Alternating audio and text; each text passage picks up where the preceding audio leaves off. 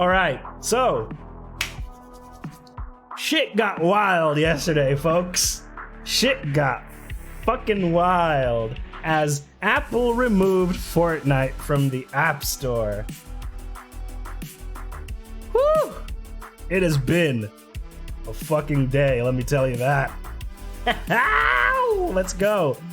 On Thursday, Apple removed Fortnite from its App Store, with Google removing the game from its Google Play Store several hours later.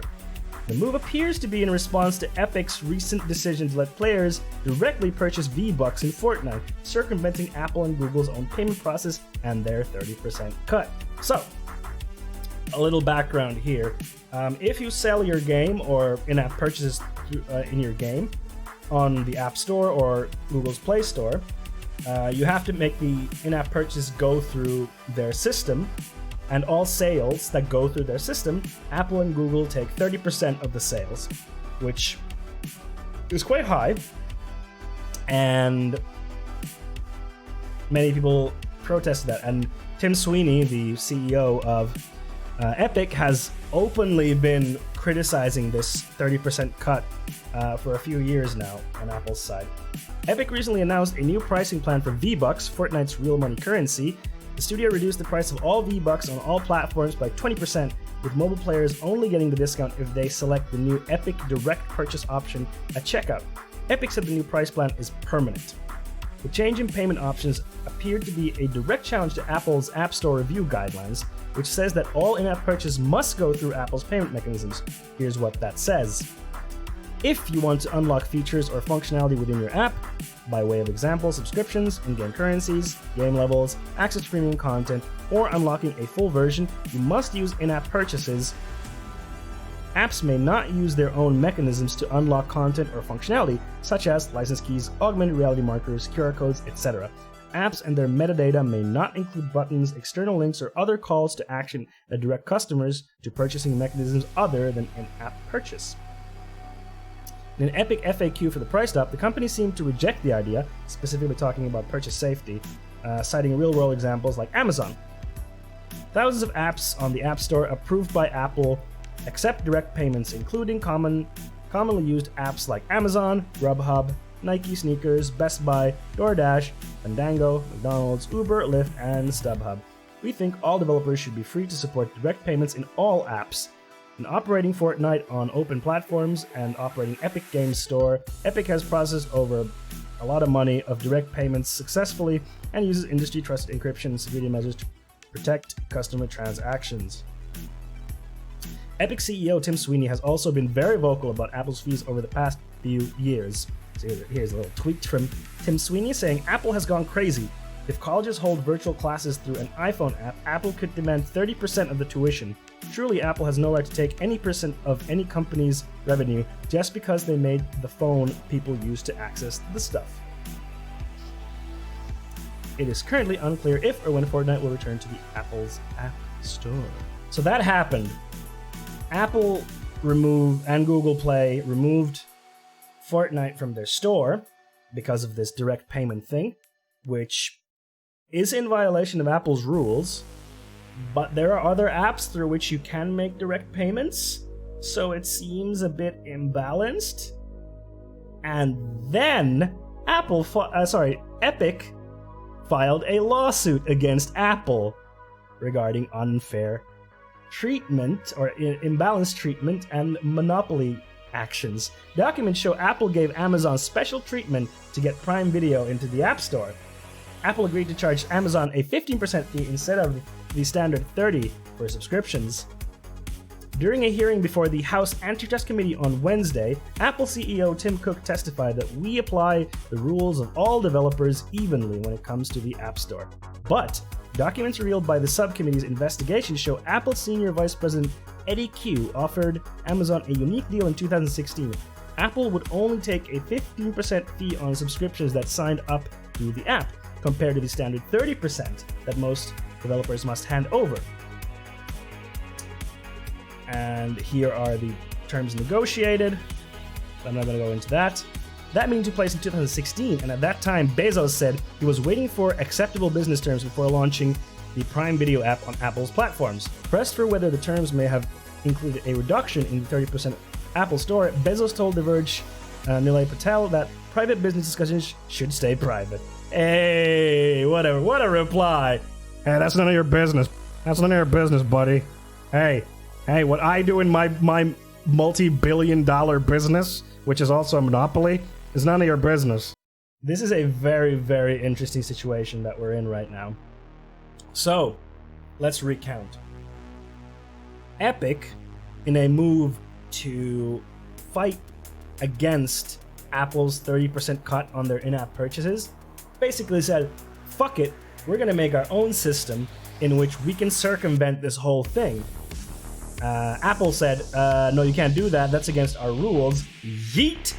Google Play also said, you can't do that. Yeet! Epic said, alright, motherfucker, we're filing a lawsuit, which they had clearly been preparing for, because you don't file a lawsuit in a day. You have to prepare this stuff with your lawyers and stuff. And now, we eat the popcorn. And what also happened, after they had filed the lawsuit, Epic released a video within Fortnite, which was a riff on the old 1984 Apple ad, the very famous one where they were like, we are breaking the chains of oppression, blah blah blah shit. They basically made their own Fortnite version of that, and it ended with like, free Fortnite. So now Epic is mobilizing their players against Apple in this like fucking corporate war of like Apple and Epic going. This is the cyberpunk reality. Which mega corporation do you stand? Choose. Yeah, exactly. It's hilarious. But for real though, talking about like the actual legal veracity here. First of all, I'm not a lawyer, so I don't know the laws, but my opinion nonetheless is that there's clear showing that Apple has not been treating all of its developers equally, because Amazon did get a 15% fee instead of the standard 30%. That's a clear case that Epic can make, say, hey, we have not been treated equally, see what they're doing here. And then also with the whole, well, you can make direct payments through Amazon's app. Yeah, like I can buy stuff on the Amazon app and I pay directly to Amazon. That doesn't go through Apple. So in a way, that could be considered to be similar to what Epic is doing with their own system, although Apple's rules specifically does say that like you can't have external payments for unlocking stuff. It doesn't necessarily say for like purchasing products. I don't know. You know, it's a bit murky, I guess. So that one's a bit harder of a sell, I think. But there are past cases that are very similar to this. So there was the antitrust lawsuit that Nintendo and Atari went through. So back in the early 90s, Nintendo's NES console, you had to get cartridges through Nintendo. That was the only way you could get your game on the NES. You couldn't make the cartridges yourself. So your game had to be approved by Nintendo, and you had to get the cards through them. But Atari said, no, we don't want to do that, and they reverse engineered like the locking chip mechanism that they had, and they sold unlicensed cartridges. And then they went to court, and the courts ruled that Nintendo was trying to maintain a monopoly, and they lost the case, if memory serves me correct. So I think this is kind of similar, that Apple is trying to hold this monopoly position because like the user base for the iPhone and iPad is huge. Hundreds of millions of people use those devices, and they're basically saying like, no, everything that you buy on this platform, that is used on this platform, has to go through us. It has to go through us, and we will take our 30%, which is a lot of money. That's a lot of money. And Microsoft went through a bit of a similar court case in the early 2000s, because some of you might remember that when you installed Windows originally, you would just get Internet Explorer as your default browser. You couldn't choose it. And Microsoft went to court for that, and they lost. And that was seen as a monopolistic practice. So now when you install Windows on a computer, you have the choice of choosing different browsers as the default browser.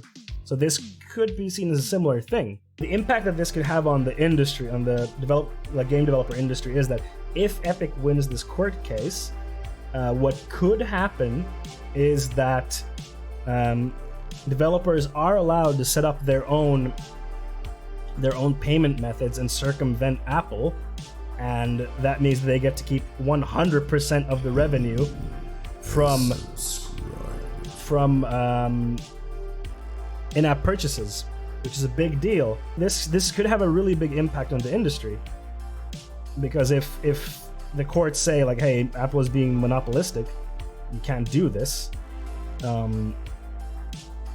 If this gets put in for Apple, saying like Apple is being monopolistic by forcing people to pay through their system, what about then the consoles, you know? Because if you make in-app purchases on Xbox or PS4, you have to go through their systems as well. And I don't think you can circumvent those. I'm pretty sure that would be breaking the requirements that Sony and Microsoft set. So then that could be extended to that as well, where you could put your own payment systems up and circumvent that. So that this is very, very interesting in the game industry, because this could have a very big impact on in-app purchase monetization. But then also, if Apple loses, they could just settle out of court and say, okay, we'll drop the percentage to say 20 or 15%, and then maybe they'll drop the case. I don't know. Interestingly enough, Spotify has come out in support of Epic, saying, yeah, this is good because we don't like Apple taking 30% of our subscriptions when people subscribe through the App Store to Spotify. So, and then there were a couple of other companies that Microsoft recently also came in support of this, which makes sense because Microsoft has basically just been saying they can't do xCloud, which is their streaming service for games, on the iOS right now because they can't sell the subscriptions without Apple taking a cut, and they don't want to give a cut to Apple of the subscription, from my understanding. So this could also allow for that to happen. So this is super, super fascinating. And yeah, Epic and Apple have just been going at it between each other. Oh yeah, I was having a conversation with someone on Twitter, and they were kind of like, well, these are Apple's rules. Apple can do what they want. If they don't comply with the rules, get the fuck out. I was kind of like, well, it's kind of like if you would buy a PC from Walmart, and then you take the PC home and there's like, I would like to buy this software for my PC, and it's like, okay, 30% of all, everything, every piece of software that you buy on that PC, 30% of it has to go to Walmart. And it's like, what? Why does 30% of everything I buy have to go to Walmart? With Apple, I get it, they made the App Store and they offer a payment solution through the App Store, and if you use that, yeah, okay, they take a cut. Sure, I think that's fine. But saying basically that